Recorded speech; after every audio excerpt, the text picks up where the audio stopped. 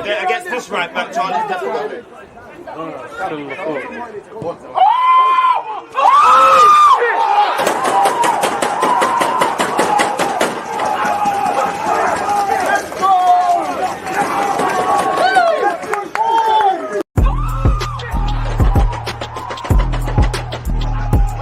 Always just that active and defending. I think it's like.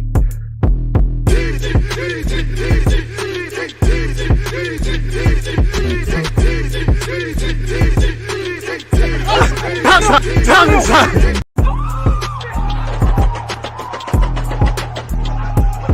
always just that active and defending. I think it's like.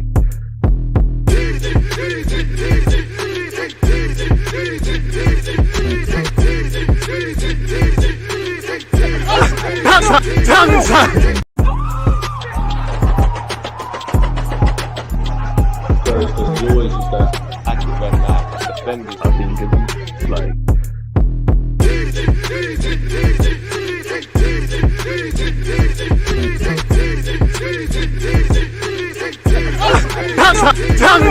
People deluded, I'm back again. Come on, Ian. Come on. Oh, am I froze? It's frozen on my end. Oh, we're back now. People, let me do that again. That didn't sound, the people weren't people in there. That sounded kind of zesty still. People deluded. I'm back again. One love for tuning in. Happy Friday, folks. I hope you're doing well and safe. If you're on YouTube, smash the like button. If you're on Twitch, one love. Don't forget 4:30, we're playing Football Manager. Again, throughout the course of this live stream, well, I guess with you lot's help, don't feel any way about offering your opinions. Let's go over Nuremberg versus Arsenal. Let's see the current status of this Declan Rice business. Hopefully by the end of play today, Declan Rice and Timber have officially been announced as Arsenal players. We keep hearing next week. We've probably been hearing next week for about 55 years. Big up yourself, CC. Big up the Aussies in the building as well. SK, one love, man. You lot are part of the furniture. Again, let me know your thoughts in relation to the Nuremberg game. Again, somebody said, could you go live and speak about it again? So I don't want to draw too much into pre-season. I know fans want to see their team playing things and all these things, but I think people are doing too much. I think the first thing I will say is credit to Nuremberg. Clearly, they hosted us at their ground. The players had a safe journey, as did the fans, and it was a good atmosphere.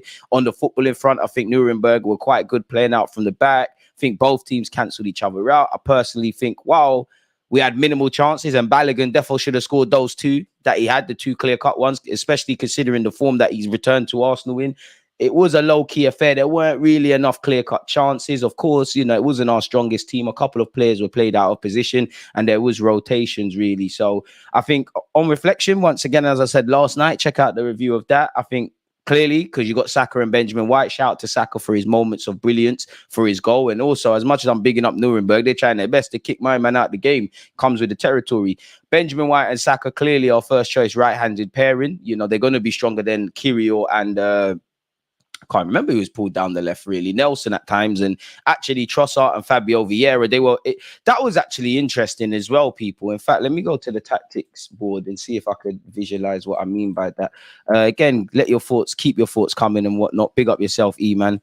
To be honest, we always take long with announcements. I know both deals are done, so I'm calm. Social media has killed transfers for me now. True, I remember having to read it on teletext or what's the other one, or newspapers. It's the first game, but I expected more domination, but I saw some troubling issues. I hear that. Big up James, and one love for your super chat as well.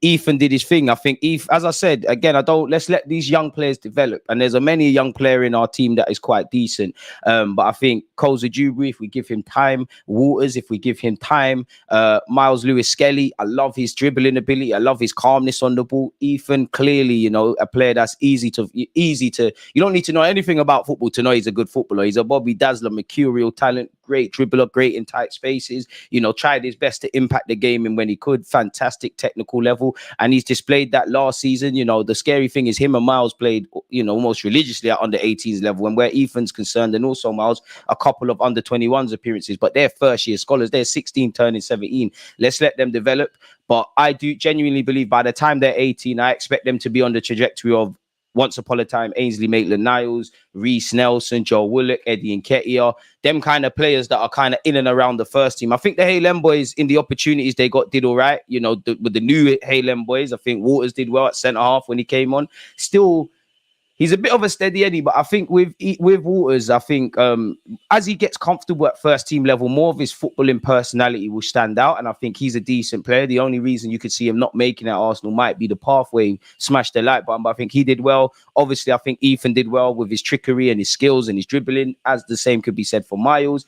I think, looking at the game again, I think Kirill did good in the left back inverted kind of role. He did his thing there, and the jury's still out on Kirill, but I think, he's starting to look comfortable in an Arsenal shirt based off the back of last season and evidently in the pre-season game. What else is there? I think Partey did all right. I think when Kai Havertz came on, Kai Havertz and Balogun, there's probably extreme opinions. I don't think Kai Havertz did anything of note. I think he looked all right in that midfield role, but you're wanting a bit more, and you're kind of struggling to see how he's a direct Xhaka replacement, really. This is why I don't think we have to get rid of Partey. As much as I believe, and I do actually want to see Rice, Havertz and Odegaard, I do think Partey and Rice, if we was kicking off in the Premier League tomorrow, Rice, Partey and Odegaard is probably a better trio. So I think he did all right. I think Balogun has improved, but I think there's a lot he needs to work on. I think he needs to learn to affect the game without necessarily scoring. I did think he put himself about. I do think he should have scored 2 goals. And the actual thing, I'm not disappointed about any of that, but I do think there's extreme opinions. Had Balogun have scored, you all know what would have been said on social media and all of these things, he has to play. The same people that are probably clamoring on for the man to play are probably saying he's overrated and stuff. I would say there was an incident where Balogun, they're in the area and he's on the left hand, he's in the left hand side of the area of the opponent, and there was about 3-4 options. I understand it. You're a striker, you're confident, you want to show out, but he's gone for the shot, and you have to at least hit the target. Really, he's ballooned an effort. It's that sort of decision making. But as I said, Balogun's where he should be at 22 years of age, really, if I'm completely honest with you. So the only thing I would say is, again, Zinchenko, Martinelli, Tomiyasu, they played no part because they're still nursing injuries. Apparently, Trossard had a little knock, Odegaard had a little knock. So I hope it's nothing serious in relation to that, because this is to us fans, our first pre-season game, our second one really, behind closed doors friendly against Watford. Obviously, we've now drawn again, and it wouldn't be Arsenal in pre-season if we did not concede. A kind of calamitous own goal. So I don't think there's really much to say. On another day, I think our attacking players, Saka, Fabio Vieira at times, almost every attacker. If it was a Premier League game, I would be critical, because I think Nuremberg were doing a good job holding their shape, was probably dropping back far too deep for my liking on reflection. I don't think we created enough clear-cut chances. So yeah, really, I think Cedric looked good when he came on initially and was good going forward defensively. We're at with Cedric. I think it's enough. I like Kyle Hine, and maybe he's earned his role as a third choice goalkeeper. If Matt Turner was obviously back from international duty, he probably would have played. It's another game where, it takes me back to Brighton in the League Cup, I believe, where it's a silly mistake really from him. It happens playing out from the back. I love Ramsdale, but he's even made that. But he needs to do a bit better there. Balogun forgot his shooting boots. Ethan was silky, as I said. I did think one interesting kind of thing, if I share my screen with you guys, if it even makes sense, when you look at our build-up play, again, it's obviously blank. I'm not going to focus on names, but if you say, obviously, well, that's a goalie. You've got our centre-backs. You obviously had Gabriel. When we're building out from the back, Gabriel's kind of here. I kind of want to focus on that. You had Kirill here. If you look at our attackers, obviously, you had Nelson on the left-hand side. You had Saka there. But also, in terms of the build-up play as well, what I felt was interesting when we was playing out from the back, you actually saw Fabio Vieira kind of hug the touchline so that Saka could kind of invert. And the same was kind of done where Trossard was concerned, so that obviously Nelson could be there. And then obviously, when you factor in the striker and the rest of the other team and the midfielders, you can kind of see how we're going to build it, how we're going to look to break down oppositions and things like that. If we just paint a little picture with an opposition defense just to make it look a bit more prettier, you can kind of see how we're building out from the back, because that obviously means, in Nelson's case, probably Martinelli as the season begins, in Saka, naturally you're closer to goal. You're in that half space. Obviously, you've seen with Saka, he receives the ball, he can turn in and obviously have a shot or try and look for an assist.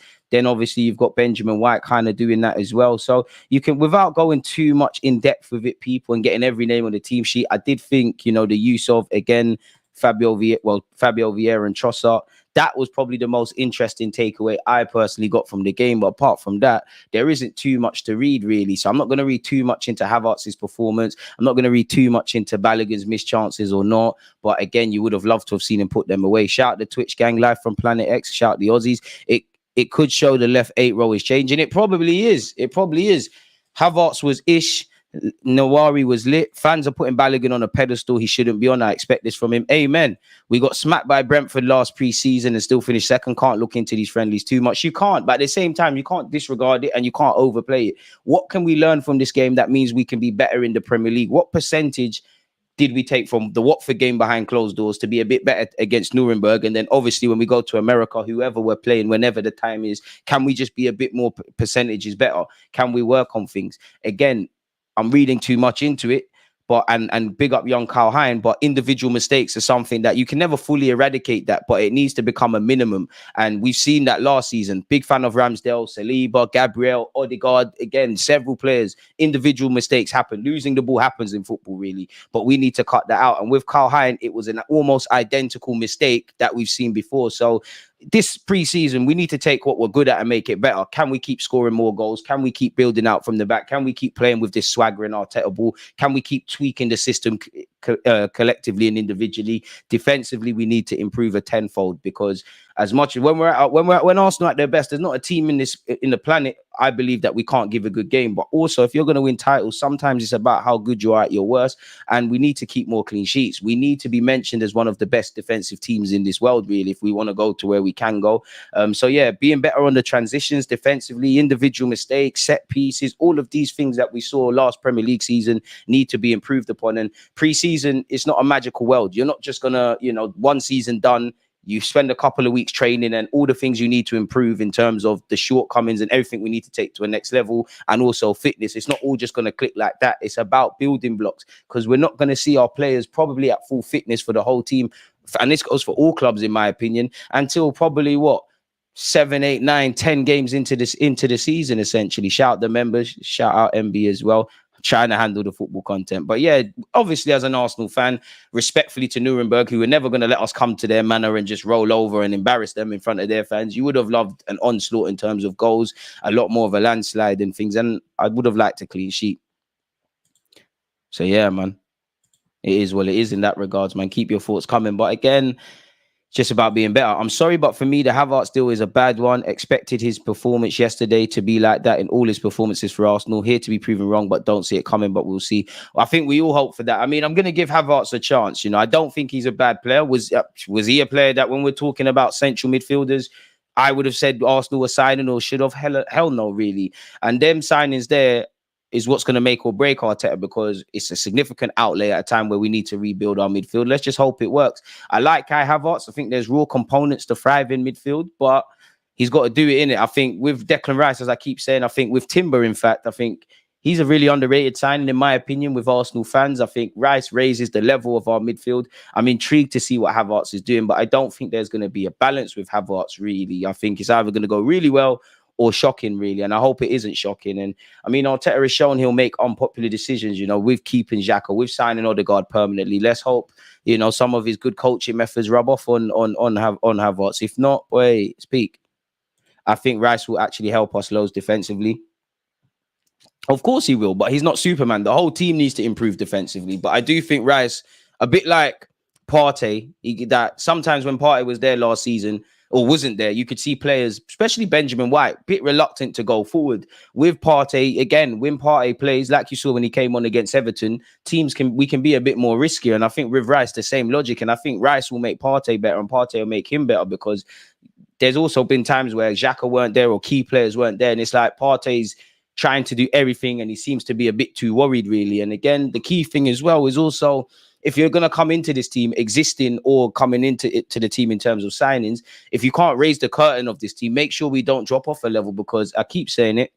I think Arteta is doing great. I think the system is great. I think the foundations are great. I think they're strong foundations. But at the same time, if I'm praising the system and, if Zinchenko isn't there, we're crying about build-up play. If Jesus isn't there, we're crying about things. If Xhaka or Partey or this guy or Benjamin or that guy isn't there, we're crying. How foolproof is the system, really?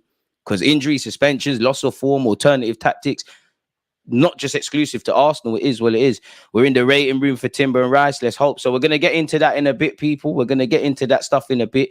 We've got 30 likes. Can we get to 100 by the end of the stream? Keep your thoughts coming. You lot are moving lazy. I know it's Friday, but come on.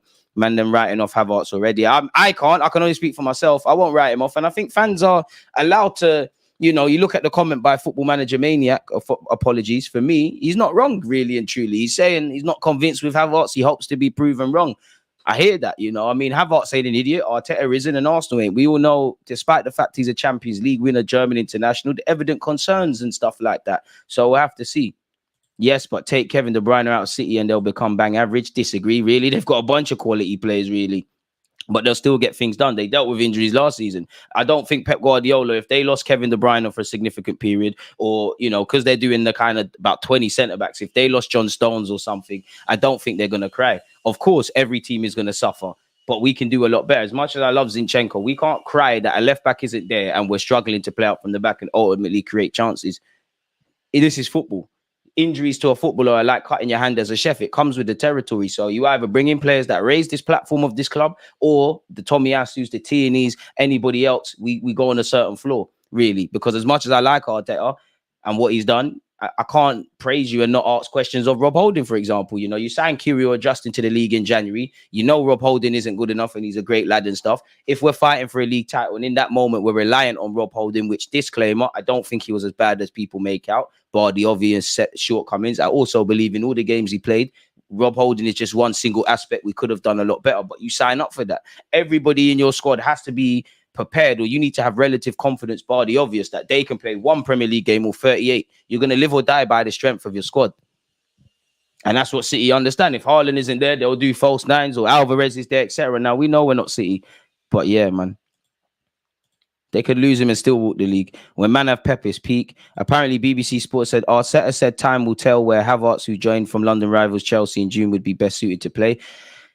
I mean, let's see it, innit? I think with Havertz, he needs to define himself. You know, he gave an interview a few months ago and didn't really give any clues or indications into his position. But you can play everywhere. But what are you? Are you a false nine that can play a midfielder? Are you a midfielder that can play all about the place? Because we have got multifunctional players, but I think the difference between him and a couple of others is, you know what they are. You know Martinelli's a winger that can play up front and might even become a long-term striker one day. You know Zinchenko can play in midfield, but he's a left-back for the foreseeable future. You know Tomiyasu's a right-back, but he can play across the back three. You know Declan Rice is a 6 by trade, but you could probably make him play 8. If push comes to shove, he could probably do a job if we was down to our bare bones at centre-half. Timber's coming to play right-back, but he's primarily a centre-back historically. Benjamin White can play in both of them. I think Benjamin White is probably more suited to right back actually at this moment in time, but you get it. You get where I'm going. So Havertz needs to be one of the Trossard. He plays out wide, can play in other roles. Odegaard can play as an 8 as well as a 10. Smith Rowe, he's a bit of a, I'd describe him as a 10. He's done that inverted role, probably be groomed into an 8. So that's what, in my opinion, we've got to define Havertz, because Havertz, it's a bit like when we signed, a bit different, but it's a bit like when we signed Odegaard and a bit like Jesus, in that we're finding players that have been on the scene for a while, relative household names, but for one reason or not, they haven't really got towards their full potential and whatnot and defining themselves. Like Havertz, I expect you to be cut from the same cloth as Zinchenko, Jesus, and them kind of guys that have been around clubs with a certain sort of pedigree or high pressure environments. But Odegaard's got to discover himself. He's got to define himself. And Arteta, most importantly, going to really, because Arteta has shown that he can improve players. He's shown he can make difficult decisions, but the Havertz thing needs to work. We're in the Champions League. As I said, when you look at it, Havertz at 24 has a wealth of experience, a bit like even when we signed the young Odegaard that was at Real Madrid and all the talking points with that. Jesus and Zinchenko been at City. Ramsdale's been in a relegation race. And again, I'm not saying that to mock him. That's a high pressure, high stake environment. You get relegated, you're going to lose your job. It's them kind of things that Havertz needs to bring to the table. Havertz still looks a bit shy, probably shy Havertz. He's probably still adapting to the team and the tactics and things, but we need to define him. And I think one thing I like about Mikel Arteta, I'm not too sure in his comments yesterday, we're going to go over all of that, but he keeps saying, or to my knowledge, whenever he speaks about Havertz, he keeps saying he's a midfielder, he's a midfielder, he's a midfielder, he's a midfielder. So, yeah, you probably will get a fair amount of time playing up front at some point in your Arsenal career, but yeah, man, we'll have to see. It was the intensity and forward play for me with Havertz that was lacking yesterday. Hopefully it's a question of fitness rather than mentality. How did you assess Havertz's performance yesterday? Bit like everyone, no one did anything significant. I mean, unless you're young Ethan or Miles or even Kyrgios, to be fair, they're the only kind of players, maybe Saka for his individual brilliance. I don't think it's a game to really be waxing lyrical. Again, it's the first game, as you said, it's pre-season. It's not the strongest team, but I don't think anybody really, like the actual first teamers, apart from Kyrgios And I think Benjamin White and Saka did all right. I actually think Partey looked all right. I don't think anyone laid down a marker, really. It just seemed like fitness reasons, you know. Eddie Nketiah looks a lot stronger, but he didn't really do nothing. It's another case of, as I kind of went on, Fabio Vieira, he was pulling out wide to allow Saka to invert. He got on the ball a lot, you know, was playing a couple passes, but need a bit more, really. Havertz the same. Pardon me, Trossard before his injury looked relatively sharp. Nelson as well, but no one like... Just 5s and 6s out of 10s, bar the names I've said individually. I don't think it's a game to be waffling about anyone, really, if I'm completely honest with you. But I wouldn't write off anyone. I don't think we can afford to lose Partey. Like, I like Lavia, but, you know, Lavia's 19 years of age. He played 1 Premier League season. Don't get it twisted. If we can sign Lavia, get it done. But we're trying to fight for the league, allegedly. We're trying to bring a trophy. We're trying to be in the Champions League. Playing for Southampton and Arsenal is completely different, you know. Could you imagine last game of the season, Southampton-Liverpool, Lavia makes that mistake, fans are onto him. We need to allow him to develop. I mean, if you keep Partey, or you, for example, we're not going to get him, but you sign a Caicedo, who is still inexperienced, but experienced. If you had a Rice and Caicedo, Lavia's in the squad, he gets 1-2 starts here, little 60 minutes, 45 minutes there, and you groom him to be that, then cool. But I'm not too sure Rice, Lavia, Odegaard is a thing. And I think we need 2 of them, you know. 9 times out of 10, when we play the bigger clubs, it's the dynamism in midfield. And that's something we struggle to cope with. As much as Rice is great and he covers a lot of space, he's not Superman. Rice and Partey, in my opinion, could be a lit pairing to go with Odegaard. You wouldn't describe Odegaard as a defensive player, but he's our second defender. Jesus is our first. Odegaard drains the press, and his metrics for that is good. That is a good base of midfield. And then obviously, if you've got that trio or partnership, whatever you want to say, if you've got the luxury of somebody else coming in and Arteta flirting, if you've obviously got the luxury of Havertz, Rice / Partey and Odegaard, and many other variations of it, man. What did you make of yesterday? Felt it was very pre-season with a lack of energy. Kind of alluded to that. So yeah, I think I've kind of answered your question. One love. Andrew, appreciate the super chat. Keep up the class work, Deluded. One love. One of the few sensible Arsenal channels out there. It's far too kind. Thoughts on Smith and his game time in the new season? I think he's going to have to be patient. I don't think he's going to start. But when that opportunity comes, if that opportunity comes, you need to remind Arteta that before all of these new boys came in, it was you and Saka, really. Before Martinelli got 15 league goals, it was you getting double figures. Put down the marker. I think the man has to stay fit. I mean, he's won the under-21s championship. He gave a good account of himself using that as a somewhat mini pre-season. So hopefully when he joins the American leg of our tour, he's ready to do that. And to be fair, I know Fabio Vieira got injured and he wasn't able to partake in the same tournament for Portugal. But I wonder what that would have done with him. For Fabio Vieira, he fits in. For me, I think he fits in, but you don't stand out. And I just think you need to get stronger, man. I think you've got the technical level. I think you've got the intelligence. I think them things can be polished, and obviously you could do things a lot better. But I think you need to be a bit more intense. You need to put your mark down in more games. I think you need to be a bit stronger. Like, you look at someone like Bernardo Silva. Obviously, in terms of ability, Fabio Vieira cannot talk to his countrymen. But in terms of stature, there's not really too much in it. But why is Bernardo Silva difficult to get off the ball, and he looks a lot more stronger than you, and he covers a lot of ground? Whatever he's doing, you need to get on WhatsApp and talk to your fellow Portuguese man and go and do that. You don't need the fancy Lucasades. He needs to eat food and just get strong. Appreciate you for liking it. Why people talking about Partey playing the Xhaka role last season? I don't know about that. I think Partey, you're cool in your role, but then again, with Declan Rice, Partey obviously can progress. Partey's a good passer, and you've actually seen a lot of our goals last season. He might not get the credit like the team moves. Partey plays a key role. So maybe with Declan Rice, Partey can contribute more in the middle third of the pitch. And likewise, with Partey chaperoning, maybe you see a different Declan Rice, really. So I hope Arteta's got a plan, if I'm honest. Apologies for the background noise. I didn't watch the full game. How good was Ethan? I see people are praising him. One of the few, I think people are overdoing it as they would, but one of the few bright sparks or talking points of the game. 16-year-old, he came on. He looked a lot stronger than Fabio Vieira. Little jinky skills, lovely technical level, 1-2 dribbles and that. Looked all right, man. Looked all right, really and truly. You know, Ethan's a really good player, man. I think Ethan and Miles, as I said, by the time they're 18, I expect to be them in and around. What's going on with Pepe? He's still on holiday, really. I don't know if he'll join or fly out or join up with the boys for the England leg of the tour. But we know where we're at with Pepe. It seems like his days is numbered. Big up yourself, Manny. We will be playing Football Manager at 4:30. What's going on with Pepe? I already said that. Sorry, my guy.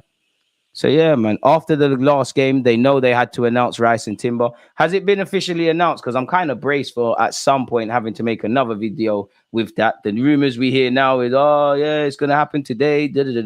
Hopefully, because we're going off to America soon. On that, we make sure. Sorry, people, just making sure we've got everything. We've got a lot of tabs to cover. People need to know how important Partey is. If they want to watch the North London derby away to Spurs. Trust me, that guy was on a mission that day. That's the only thing I can say about Partey. In that, if I'm honest, I think he's been a great signing for us. I think he was ever present last season. Is probably the fittest he's ever been. And I think Partey is good a lot of the time. But I just think there's, like you said, Spurs. I would also say United as well, bar the mistake. Everton when he came off. And there's plenty of other examples throughout the years of Thomas Partey. There's a handful of games he's really good. He's great. And I don't think we see that Partey enough for whatever reason. We see a very good one. We can see a great one. Hit the likes, people. Algorithm ting. Nathan, you're far too kind. He was sick, bro. Skilling up people. And that's the thing. You want to see the young players play with enjoyment. You know, you're a long way from being an outright professional footballer, but you've signed a scholarship. You're doing what a lot of us would have hoped. Go out there, you make a mistake. So what? You lose the ball, go get it back. Play without any fear, really. And I hope he does. But let's just let the man develop. Let's just let all of them develop, man. They'll announce today that the announcement will be coming soon. And then there's more announcements on the announcement tomorrow. Charlie, you're funny, man. I mean, I'm not a transfer man. I don't know if we've signed Declan Rice, but considering, medicals have been done and all these things, I don't know about other Arsenal fans. I get the frustration, but I'm cool with Declan Rice and Timber. As long as I somewhat think as a fan, you're arriving, cool, it's calm. I would want to see an announcement, but I'm cool with that. Can we get a move on with outgoings? And I think we need another midfielder. Are we signing Bitello? Well, reports say today and yesterday that we're looking at him and things, but until I see you holding a shirt, hear medicals and see Ornstein talking about you, it's brazy. With the new Brazilian midfielder coming in, who do you think is being moved on? Sorry, my bet is on Fabio Vieira. I don't know, man, but it does seem like since we've signed Fabio Vieira, obviously with Havertz now indirectly and potentially with Bitello, if we do sign him, it's a lot of similar players. I think for Fabio Vieira, clearly the gaffer has faith in him. And there were points last season when we was reading the post and press conferences from Arteta. I remember one journalist asked him who's pushing on the door for first team, and it was Fabio Vieira. And I think he started in Xhaka's absence against Bournemouth. I just don't think he's taking his opportunities. And he's had a tough time in it. He's just joined Arsenal more or less. He joined us being injured. He joined at the best and worst possible time. The best time because obviously we're moving forward as a club and actually looking half decent. The worst time is because we've got a better starting 11. There's less opportunities. You've described yourself as an 8 and a 10. We had Xhaka who's playing more or less week in, week out. You've got the captain Odegaard in them positions. He has done the inverted right wing role. It's not really the answer.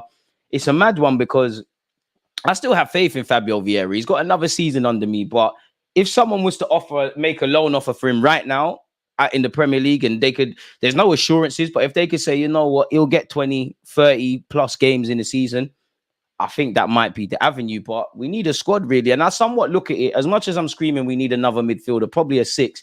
When you look at it, maybe Arteta is thinking a bit differently because he keeps describing Havertz as a midfielder. We keep hearing Smith Rowe's been trained and groomed as an 8. We know Odegaard can play there. You're looking to sign Declan Rice. Zinchenko won't play in midfield, but you've got the luxury of that. Maybe it's not that deep as much as we think, really and truly. I would say it's interesting because I know we wouldn't have Xhaka. Xhaka's a box-to-box midfielder, but we wouldn't have him down as a goal scorer. But you're kind of losing 7, 8, 9 goals or something. Balogun could have had 3. But as somebody said, Balogun's where he should be. You should come back more confident, believing in yourself, but you're not there yet. And it's just about the decision-making. For Balogun, clearly you can score goals.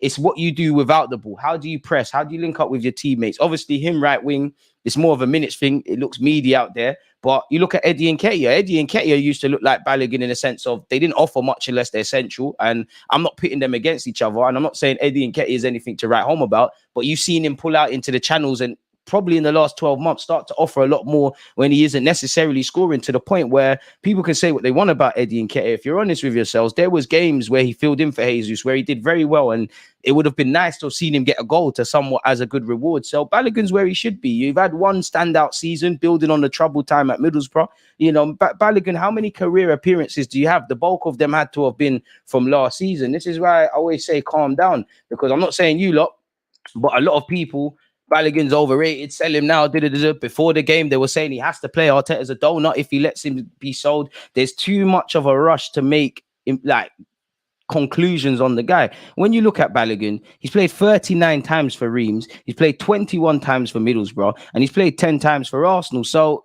in terms of his career appearances, and you can kind of disregard the 10 appearances for Arsenal if you're honest with yourself, because they're not 90 minutes and stuff like that. He's just arriving as a professional footballer. If you just look at his appearances in top leagues, 37 in Liga, 18 in the Championship, where they can't all have been 90 minutes, and just 2 in the Premier League. He's at where he should be at as a professional footballer. Now he's shown that you can score goals, take that confidence, maybe have a bit more humbleness. I did like the things. I don't like the fact that you made the wrong decision. Like, for me, it's not necessarily the clear-cut chances he misses, because Kane misses all the time. Salah misses all the time. Haaland misses all the time. It's just when they miss, they're going to go and score 2 more. I'm not comparing him to that, but that's the industry you're in. I do like the fact of the thing I'm more vexed about with Balogun is he was on, as I said, he was on the left-hand side of the area of the opponent's goal. There was about 3-4 options. He tried to go cut in and shoot, which I want to see my strikers do that. Like, have a shot. He's ballooned it. I like the confidence with that. But if I move away from what I like, the hardest thing in life and in football is to make the right decisions. Pass when you need to pass, shoot when you need to shoot, type of finish, do you use your instep? Do you lace it? Do you take a touch? Do you hit it first time? Do you go far post? Do you go near post? Do you wait for the keeper to make a decision? Them sort of things there. Balogun is where he should be at. The man's 22, just turned 22, really. He's nowhere near his peak as a striker. Again, I'm not comparing him to them, but where was Aubameyang, Jamie Vardy, Harry Kane at them ages there? Yeah, you might get a Haaland and that, but where were they? I do think, I don't want to praise people for working hard, but I think away from that, Balogun did all the other things. He worked hard, he ran off the ball, he offered himself about, probably tried a bit too hard to impress.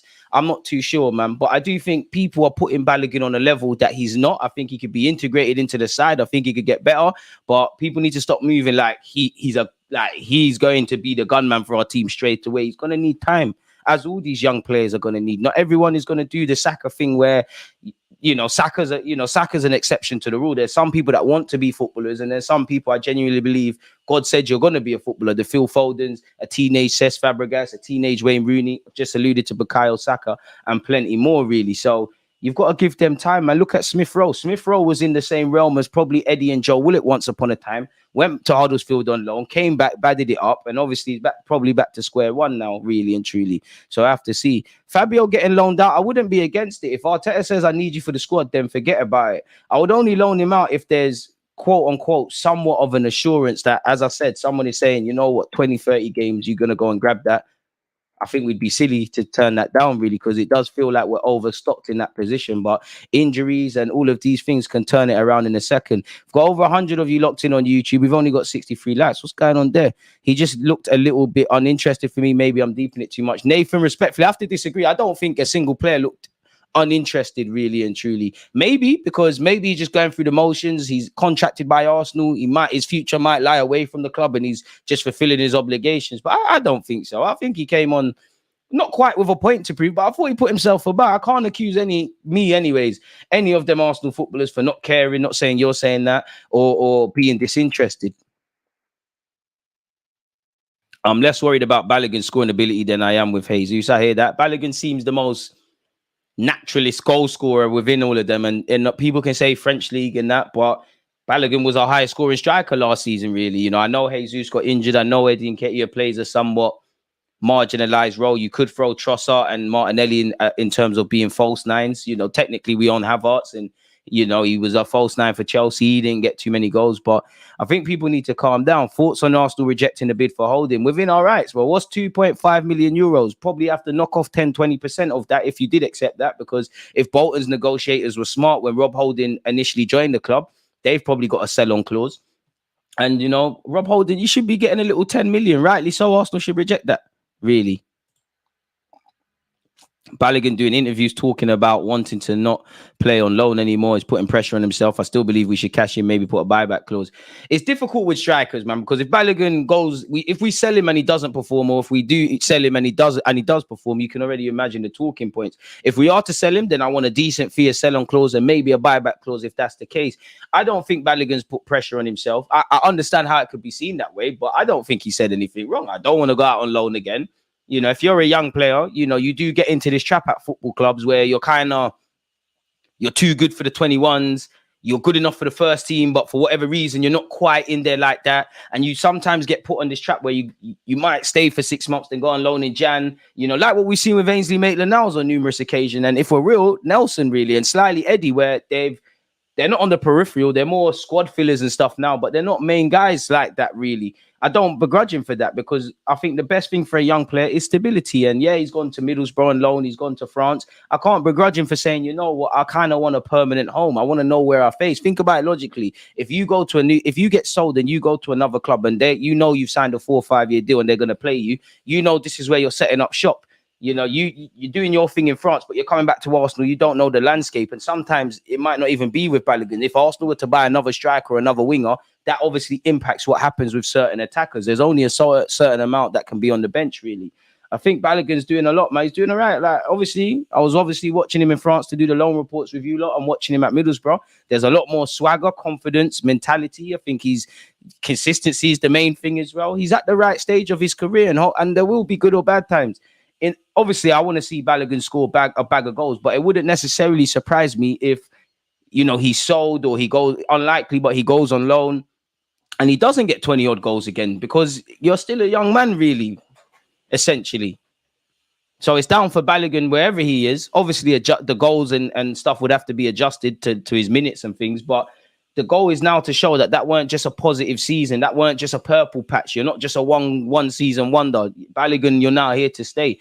But it's interesting because at this moment in time, for all the interest of this club and that club, you know, no one's placed an offer, at least to us fans. No one's played an offer. For me, Balogun offers a different profile to Jesus, an alternative. That's an actual alternative. Eddie and Ketty are not so much, more of a backup. But as you say, Balogun, like Eddie, still unproven.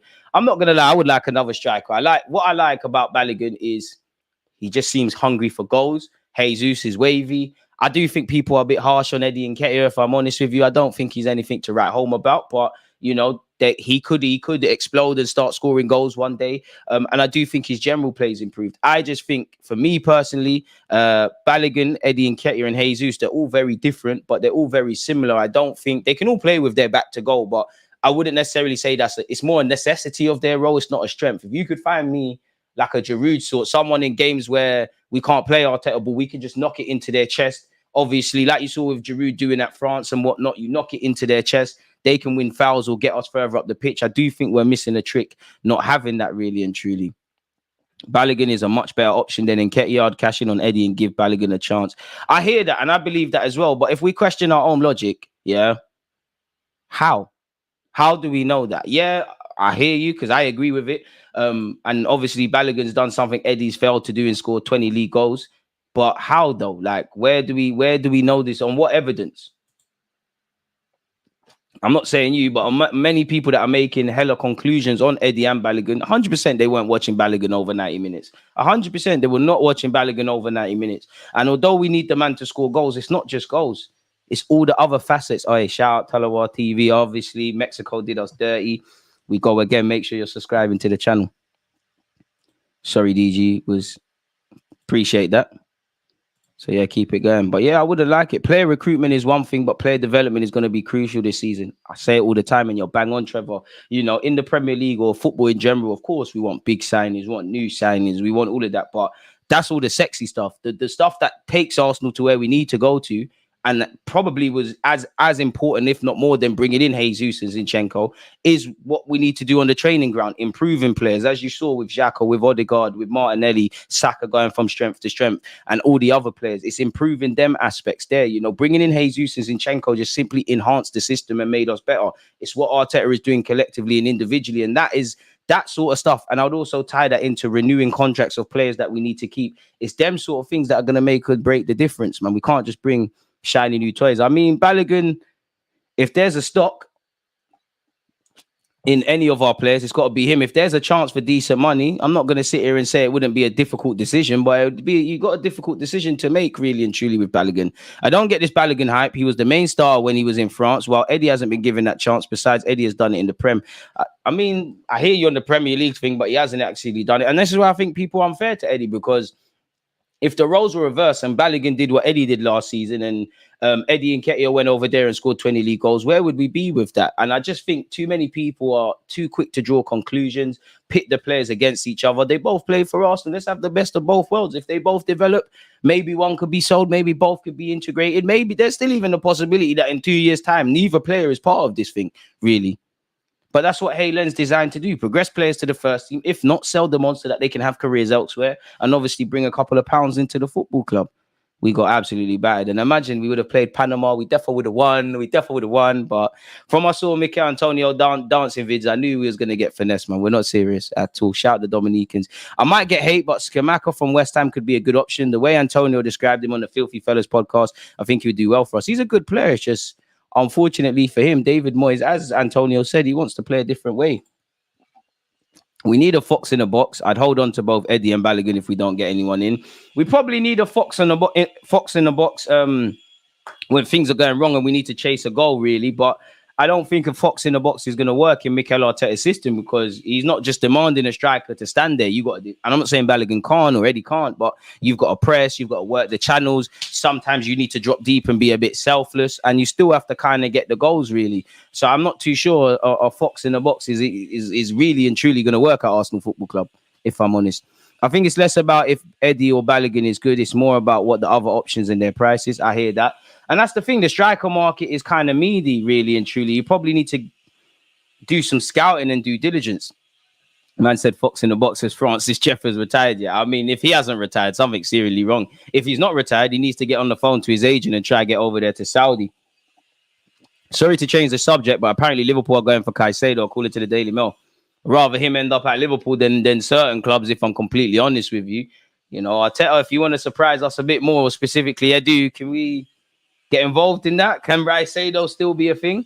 Maybe Liverpool are legitimately interested. Maybe it's one of them. Chelsea are getting closer to signing the guy. So a bit like with Declan Rice and City, that stuff has come out. In fact, Romano has said Chelsea remain the only club in talks to sign Caicedo. Also only club to agree on personal terms with him at this stage. And he still says Chelsea and Brighton are in negotiations. But it helps Brighton. If it is true and Liverpool are in for him, then obviously more people in for your client is driving up the price, essentially. There's a huge hype about Balogun, in my opinion. He needs more time, like one more season. I hear that. Balogun should have scored. However, the initial run to peel off the defender was class. He showed good composure to take it around the keeper. 9 out of 10, he scored that, definitely. I hear that, man, but you got to go and bag, man. You got to go and bag. And even though I agree, if I look at it cynically, you're an Arsenal striker. You should make good runs off the ball. You're a relative Liga proven striker. You should make good runs off the ball. Really, it's a bit like even me. I had to check my own logic when I said earlier, like, yeah, I think Balogun worked hard, and I think that is the case. But then when I look at it, you should be working hard. If working hard is what I'm going to praise you on, like the bar's on the floor. But you're right, absolutely crazy. I reckon if Partey leaves, we'll go for Caicedo. I mean, I don't want Partey to leave, but I'd accept that. I can move with that, if I'm completely honest with you, but I don't know. I still can't believe we spent that money on Havertz over going for Caicedo. I think we'll regret that decision for a long time. Hopefully, Havertz can be transformed by Arteta.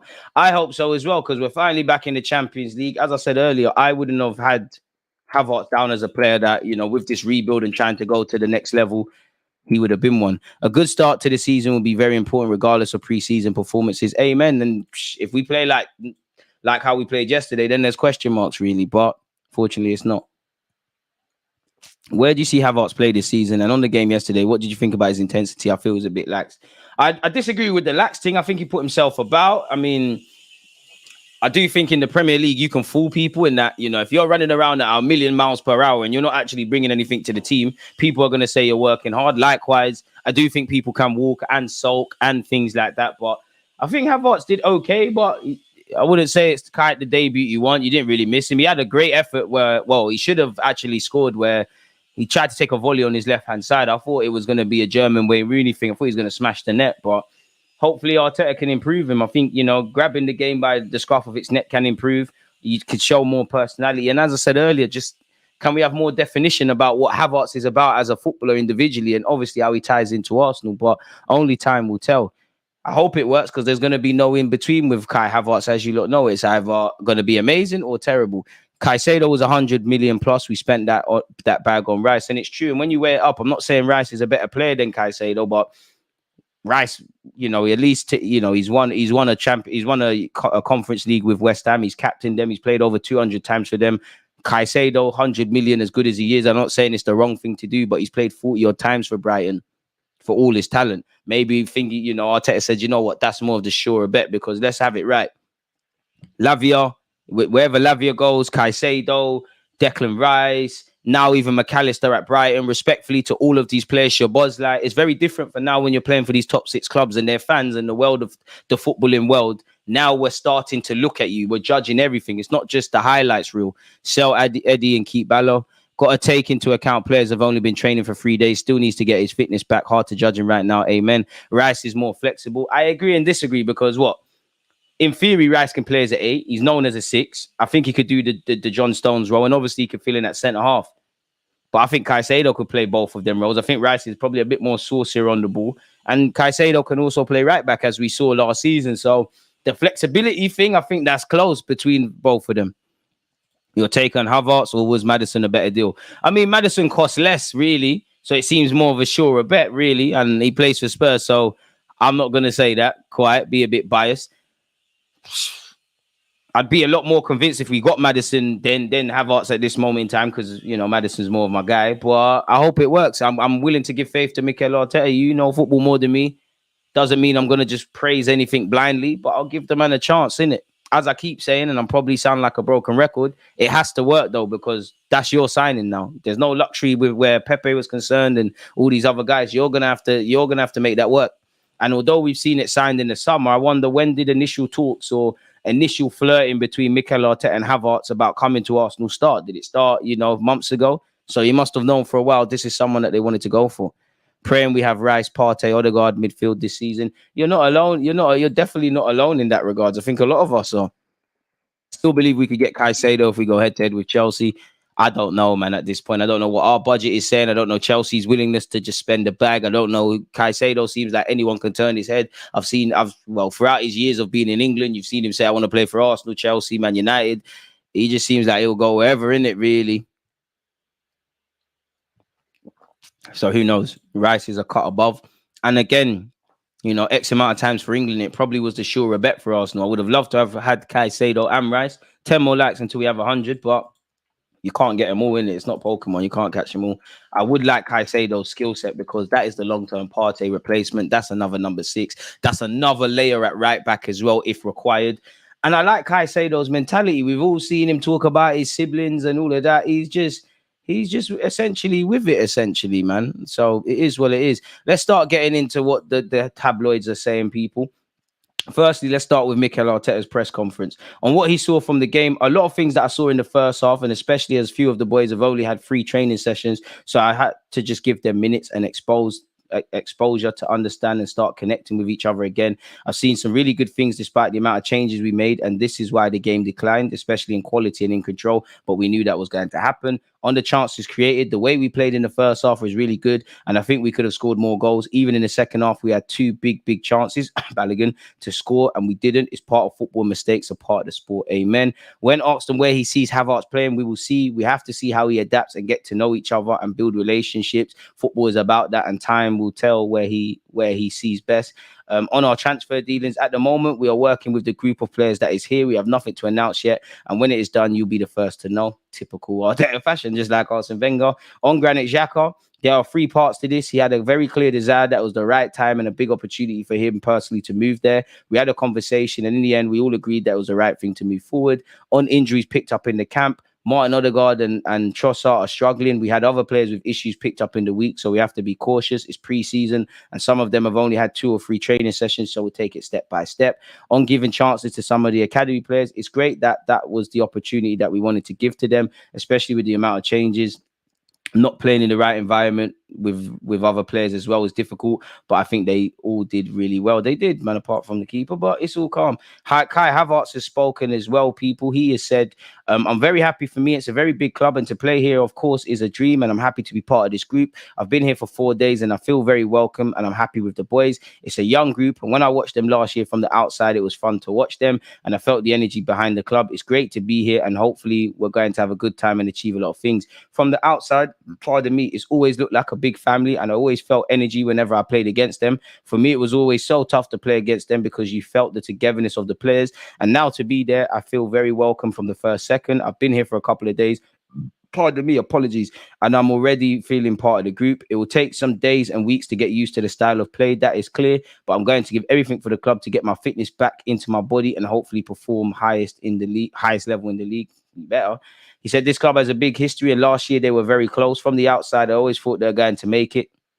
And obviously, when you are part of the group, you want to achieve the biggest things, and that's one of the goals. I mean, I hope you get a second Champions League winners medal one day throughout your contract here. When you see the players and the talent the team has, they showed last year. They have big, big qualities. I just want to come in and be a part of this, play my best, and help the team win as many games as possible. Fantastic. As we know, in terms of players that traveled to Germany and didn't play, I mean, Runnison probably didn't play because he's meaty. Tomiyasu, Zinchenko, Martinelli, and Marquinhos apparently have knocks. El Nene still nursing his way back to full fitness, as is Zinchenko. Rob Holding apparently had a slight knock. So these names, probably injuries. Maybe Runnison had injuries, but you're meaty anyways. Keeping up the theme with Declan Rice, people. And forgive me for repeating the same old things, but I've tried to get every article possible. Arsenal are working towards completing their club record move for Declan Rice in time for him to join their pre-season tour of the United States. Arsenal also hoping to announce the arrival of Timber in advance of the trip. Daily Mail has said Rice is set to finally complete British record 105 million transfer to Arsenal today after weeks of negotiations and talks as West Ham departing captain prepares to go on USA tour. We're set to travel to Washington to start our 3-match tour on Sunday. He has obviously been training in Portugal in preparation, and apparently the deals have been hampered as club thrash out agreement on the structure. Declan Rice is believed to be on the verge of completing his British record move to Arsenal today, according to reports. We all know the bid's been agreed. I don't want to keep repeating the same things. We all know he's been in Portugal. Apparently, the Mail Sport reported on Tuesday that after weeks of delay, that was set to end imminently as West Ham sent through their final approval of wording on the deal to Arsenal's lawyers. Scrolling all the way down, with the final sign-off from the Gunners camp, as per BBC, the announcement will call time on months of discussions as Arsenal nab their number one long-term transfer target. If you're on YouTube, smash the like button. A number of involved parties alluded to being in the dark about the timing of the deal, including David Moyes. When asked, David Moyes said, "I've just been listening to Sky and I've been taking the news from Sky. I know nothing about it. You journalists seem to know more about it than me and getting the news quicker than me. So I'm happy to listen to what you people say." Obviously, he's experienced. He's going to play coy on stuff. Until it's done, we can't plan anything. We'll wait and see what happens. Well, maybe if you didn't try and wait for other bids and take us around the houses, you would have got your money and you could start rebuilding. Big up West Ham and their fans, but specific to your board, don't give a flying monkeys how this impacts your business, really and truly. Anyways, everyone knows the situation. We're expecting something to happen. I think you just said it was done 2 weeks ago and it's still not done. Then it went on to say, people, oh, sorry, this is Mikel Arteta's comments. We've seen that already, and that's the images. I mean, you might as well bring Rafa Leao with you, Decky boy. But anyways, there are no suggestions of anything going wrong with the deal for Declan Rice or any issues with regard to the payment for the player transfers of such a size are financially complicated, and as Rice's holiday has so far prevented the final details from being signed. So firmly the calm before the storm. Has AFC staff reported anything new? We're set to finally announce the arrival of Declan Rice on Friday after a summer-long pursuit, having agreed a record £105 million deal. Arsenal finally wrapped up the paperwork to complete the deal. Allegedly, the man is back in England and is ready to sign the final paperwork for his transfer. Arsenal and Rice want the move wrapped up in the next 24 hours so he can fly with the squad to America on Sunday. Timber is also due to be on that flight. And apparently the links with Timber to Arsenal, that link on Arsenal server has resurfaced. So we'll have to see how that develops. On Balogun, Arteta said, "This is what he is doing, and that's why we gave him minutes that he deserved to show what he can do. He's just staying here with us at the moment, and we'll see what happens." So it's neither talked up nor played down. Balogun having a future here. Once again, we're expected to complete this deal for Declan Rice before we fly out. He's already completed his medical, doing it at the back end of last week. Arsenal and Rice want it wrapped up in the next 24 hours. There are some reports that say he's actually recorded his goodbye message and his welcome message for Arsenal and West Ham respectively. Apparently the 22-year-old in relation to Timber is set to join as well. He's done his medical and he will join Arsenal on a long-term contract as part of a deal that could eventually be worth 38.5 million. That fluctuates a lot.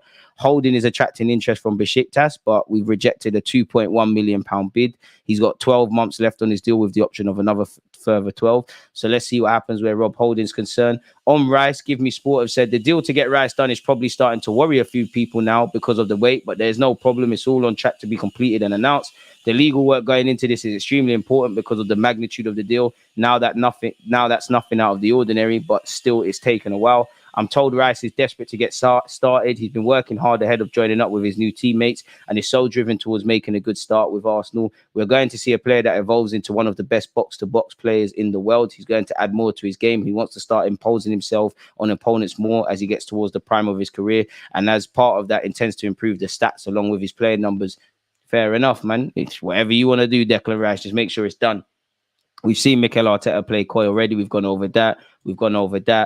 And apparently, people, we've already gone over what David Moyes has had to say, people. He actually said, until it's done, we can't plan anything. We'll wait to see what happens. Everyone knows the situation. We're waiting for something to happen. I don't think we can replace Declan exactly like for like, but we'll add to the squad as time goes on. We won't give you any names on what we're going to do. Once again, people, the journalist close to David Sullivan says Declan Rice to Arsenal saga has reached climax, people. Allegedly, people. So we have to see. Apparently, all that remains is for the Gunners to transfer the first 33.33 million installment that is due to the Hammers, people. So we have to see. Everybody seems to be saying exactly the same thing and in just new creative ways. What's this? Well, we've just seen that already. Once again, we already know where Declan Rice is concerned, people. Lawyers are holding this up. West Ham have been promised the paperwork for the transfer of Declan Rice will be signed and delivered today on Friday. The hold-up is being caused by delays with the paperwork being drawn up by Arsenal's lawyers. Again, Sky Sports have just said we value Balogun at 50 million and he's drawing interest from AC Milan, Marseille and Monaco, although there's been no official offers. Cedric Suarez, Pepe, Tavares, Lokonga are all available in that as well. Declan Rice is set to finally complete his deal. Some outlets have actually said it could reach 120 million, people. So we'll have to see. The delay occurred as Arsenal lawyers took their time to approve the final wording of the contract. The Hammers were keen to sign the paperwork after agreeing on a transfer fee last month, but the transfer saga has rolled on for several weeks. I mean, we're only just touched July, so it's all right. With the new season edging closer, the highly anticipated move is set to finally be completed. He's passed his medical. He's been holidaying in Portugal to try and keep fit.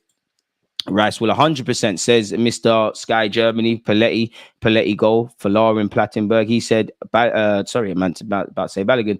Declan Rice will be an Arsenal player today. The final paperwork is ready to be signed. It will be 100% done today. Seeing is believing. Seeing is believing. Once again, there you have. The package could reach 120 million. Apparently, Bayern Munich are interested in loaning out Gravenbeck, a player we was once linked with.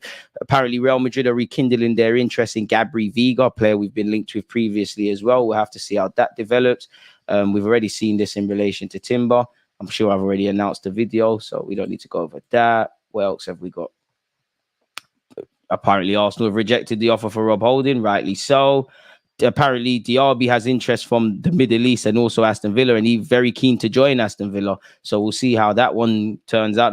That's a player that's been linked with us. Barcelona have been linked with João Cancelo once again, folks. So that probably means another one off the list. Omar Rekic, a young player in our under-21s, he's been linked with a loan to either a Spanish club or a championship side. He isn't in Germany with the rest of the young boys out there. So we'll have to see how that develops. Smash the like button and let me know your thoughts. We've already gone on the Balogun, but if you haven't heard, he's just staying with us at the moment and we'll see what happens, said Arteta. Transfer plans, there's still a lot of things to do. Things develop all the time in the last few things as well. Whatever that means, we need to be really on it and alert. So yeah, there's that. Again, El Nasser are interested in Diaby. Probably kill your chances there. Chelsea are still in talks with Caicedo. And apparently Liverpool, as somebody said, there's rumours of them getting involved as well. Arsenal have Caicedo transfer option as Chelsea talks continue. Apparently, Arsenal have not completely closed the door on a move for Caicedo. Football.London understands the Ecuadorian international has already agreed personal terms with Chelsea, but Brighton's valuation of 100 million has proved a stumbling block. We know we've agreed a deal for Declan Rice, and apparently that's been a key driver in Brighton's valuation of Caicedo. Although the Gunners continue to have an interest in the 21-year-old, it's understood a major outgoing for a significant fee would need to happen for things to change. As we know, Partey's move Partey's been linked with a move. 1 minute it's Middle East, then whatever. Charles Watts, James Bench say Partey leaving is wide of the mark. Football.London is saying Arsenal are understood to want a considerable fee to part ways with Partey. Football.London understands. So is that 40 million? I mean, Fabinho's valued at around 40 million. So probably within our rights. Liverpool have been relinked with Lavia again, folks. What is this? Arsenal have begun negotiations allegedly to sign Bitello, the 23-year-old Brazilian who plays at Guillermo. That's according to 90 Minute Sport. And they said it will take 8.5 million to sign and obtaining people. He got 7 goals and 4 assists in 34 appearances last season. So if Arteta wants him, fair enough. But I'd have to wonder on the credibility. Apparently, Pepe's been spotted training people, but not with Arsenal. He's doing his personal fitness stuff, so we'll have to see how that develops. Apparently, Mikel Arteta considered signing Rabiot this summer, according to 90 Minute. Is he still at Juventus? Is he a free agent? Who knows? Rob Holding, David Ornstein has said Besiktas made a bid, but that got rejected. And apparently Eddie Nketiah is confident that Arsenal can mount a Premier League title push again. The mentality is the same. We always want to win every single game we can and prepare well for them. We don't think about the outside noise at all. We're locked into what we can do as a club and improving each day. We've got a really good group around the club and with the fans as well. So hopefully we can push and have a good season. We have a really great squad with strength in depth, said Nketiah. We have a lot of young players who haven't reached their peak, including yourself.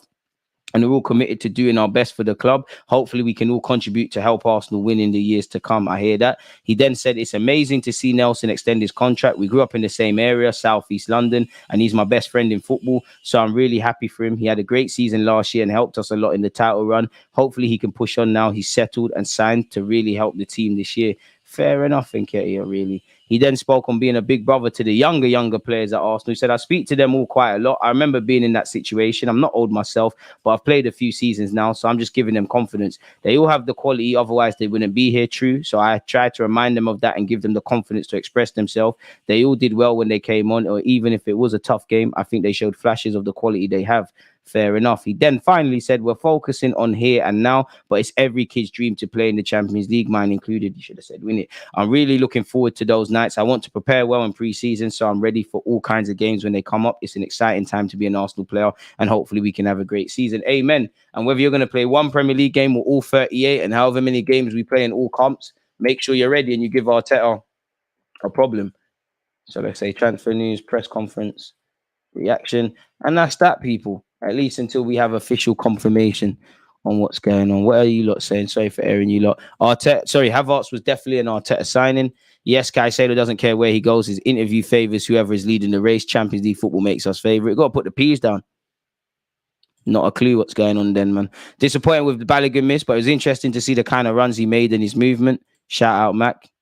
Hope we announce it. Shout out to John Ant. Fair enough. Man said, I know it's pre-season, but agenda's agenda. I hear that. Apparently, Man City have now got Benjamin Pavard on their list. Crazy, as Kyle Walker could be going closer to moving to Bayern Munich. I mean, Pavard, I can see why you'd want to sign for City. I think he's a good signing. I think he's kind of been underwhelmed in the last few years, but still lit. Yeah, make West Ham pay his wages until his holiday is finished. Shout out yourself, Daniel. I see some West Ham supporters coming up with weird theories why the deal is not happening. Arsenal are saving up on a couple weeks' salary. I swear I can't wait when we're done with West Ham. Not a clue, man. You know, the hottest loves have the coldest ends. They're sour, man. You know, big up West Ham, but some of your fans are moving like, you know, someone that isn't happy with breaking up with their significant other. Just let it go. As an Arsenal fan, I've seen Henry go, Cesc go, hella players go. Just let it go. You knew Declan Rice weren't going to be there forever. And respectfully to West Ham, I know people say, oh, he's not going to win stuff at Arsenal. Maybe not. But, you know, if we was playing in the shoddy Conference League, in fact, we're probably boring you. We'd probably win that. But he wanted to sign for Arsenal. Get over it. It's the natural course of life. You know, if we're not doing several things and the bigger clubs come in for Saka, it is what it is. It's the food chain. Don't know why some sections of West Ham fans are trying to force beef with us. We don't know you lot. Top of the morning to you, Lennox, man. Thank you for being here, lad. Thank you for being here. I was sold on Caicedo when he fouled Martinelli. I sold on Caicedo just because he's in a nice way. He's like a dog, man. He's just with it, man. There's just some players in this life that are just with it. Like, he's just with it. Obviously, he's human. He could get overruled, but he just doesn't get too excited. He just does his job. And he must be refreshing to have, man. And Brighton are about to make a crap load of money off him. I saw a stat that Xhaka outperformed Havertz in the league in goals contribution last season. Can't be true. Probably is, man. Chelsea weren't really exactly firing. And to be honest, at this moment in time, Xhaka is probably a more all-rounded player and a better all-rounded player than Kai Havertz. But hopefully that's not the case by the end of the season. Pavard gets slaughtered when he plays for France. Overrated, bit harsh. Smash the like button if you haven't done that. Appreciate that. I need a break from West Ham. True. And you do wonder, has this damaged relations between the two clubs? But who knows, man? Shouldn't have. Money talks, really. I think they just saw it an opportunity on the market and acted quickly. I hear that. Havertz reminds me of Thomas Muller. I just don't think the Premier League have maybe ever had a player like that before with unusual attributes. Wouldn't quite agree with the Muller thing, but I hear the angle, man. And I hope Havertz can live up to that. Shout out Warren, big up DG. Declan Rice better be on a long-term contract because by the time he plays his contract, going to need to be renewed. I mean, if we sign him for anything less than a 5-year deal for 100-odd million quid, we need to do the Chelsea thing, man. He probably needs to sign that death row contract, that 8 to 10-year deal. If he's not signed for a long amount of time, then we might be in trouble one day. But you can imagine he is, man. It would be silly. It'd be silly from Arsenal not to, essentially. If we gave Willian a decent deal, what's your boy Havertz saying? He's not saying anything at this moment in time. Don't know what's up with Saka, but he isn't going anywhere. He's not going anywhere anytime soon, but you've got one career. As much as you love Arsenal, if we're going one way and he thinks he needs to achieve what he needs to achieve, he's going to have to force the boat out, really and truly. And that goes for every player at every club. You've only got one career. You shouldn't live for fans or live to be necessarily a one club man and whatnot. If you want that, great. But just make sure you look back at 35 with no regrets. Maybe harsh, but you think Vieira is good enough starter for Arsenal? In my opinion, Lone will do him good. Evidently, at this moment in time, Fabio Vieira is not good enough to start for Arsenal Football Club consistently, but I hope he can be. It's a squad player on the peripheral things until you display something different in any opportunities you've got, essentially. If you're unable to do that, then it's a myth, really. So, yeah, I don't want to see the Deadwood / fringe players on the America tour. I mean, it'd be lovely to see them stay home and say, make your agents get moves on, but realistically, they're going to travel and really, they should really. They can always leave the base and go and negotiate with clubs. Big season for Tomiyasu. I think he's good enough for Arsenal, but the injuries are a big concern. And I agree. I love Tomiyasu. I think he's a steady Eddie, does his job. So as much as I like the ball playing that we do and the inverted fullbacks and all of this stuff, sometimes there's games where the Tierney's, the Tomiyasus of this world, the Partey's, the Rice's, it's just trenches, and Tomiyasu brings that. But the best trait you could have, and he's versatile, but the best trait you can have is availability. And if Tomiyasu suffers another injury, or we're still saying the same thing a year from now, so the 14th of July, 2024, big up Tomiyasu, love having you at the club, but it's probably time to move on, essentially. I'm exhausted with this Rice transfer. I was more excited with our signing last year of Jesus. I'm excited about Rice, but I can understand if you just want it to happen now. Is that new merch, DG? Not going to lie, I like it. Still waiting to purchase the new home kit. Is fired. No, I think this is a couple of seasons old, really. I just thought, let me wear it.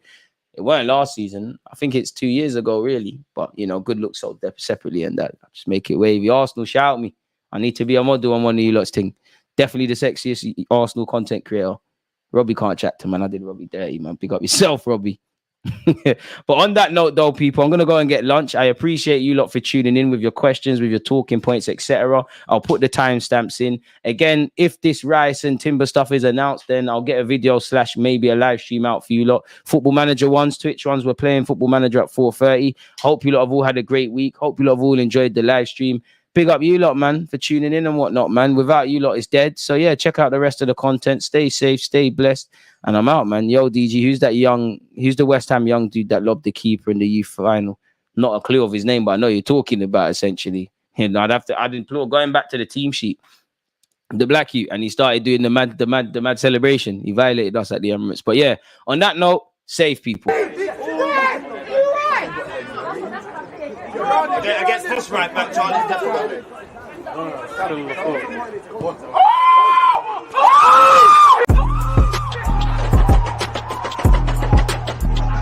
There's always just that active red flag.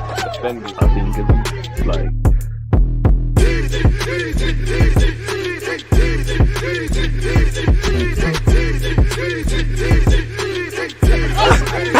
Tongue